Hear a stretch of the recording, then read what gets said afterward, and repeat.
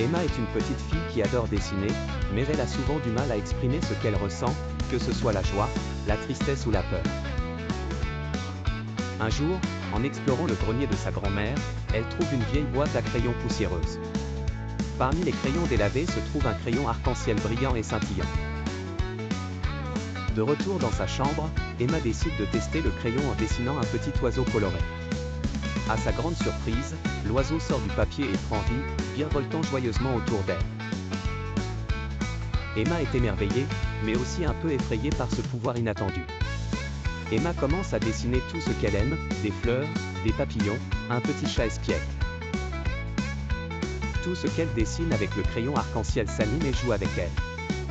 Emma se sent moins seule, entourée de ses créations colorées qui la réconfortent.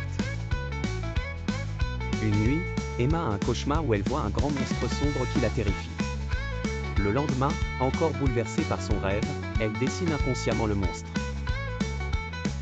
Le dessin commence à bouger, et le monstre prend vie, bien plus petit que dans son cauchemar, mais assez pour faire peur à Emma. Le monstre se cache dans un coin de sa chambre, apeuré et inoffensif. Emma réalise que le monstre n'est pas méchant, il est simplement triste et seul. Elle décide de l'approcher doucement et lui parle. À mesure qu'elle le rassure, le monstre commence à rétrécir. Emma comprend que le monstre est une représentation de ses propres peurs. Avec l'aide de son crayon magique, Emma commence à dessiner ce qu'elle ressent, la joie sous forme de soleil, la tristesse comme une goutte de pluie. Chaque émotion prend vie et interagit avec elle, lui montrant qu'elles ne sont ni bonnes ni mauvaises, mais qu'elles font partie d'elle. Emma décide de montrer ses dessins vivants à sa famille et à ses amis. Au début, elle est timide, mais elle réalise rapidement que partager ses émotions avec les autres la rend plus forte.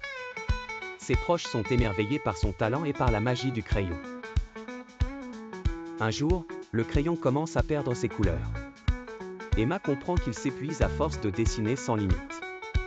Pour sauver son ami crayon, elle doit apprendre à exprimer ses émotions sans sa magie. Emma commence à peindre, à écrire des histoires et à chanter ce qu'elle ressent. Le crayon, bien qu'affaibli, est fier d'elle. Il lui explique que la vraie magie réside dans son cœur et sa créativité, pas seulement dans le crayon.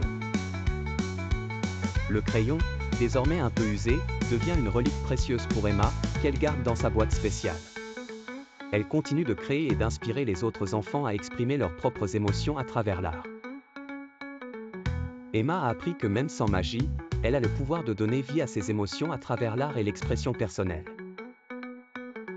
Le crayon arc-en-ciel lui a montré que ses peurs et ses joies sont toutes importantes et qu'elles font d'elle une personne unique et courageuse.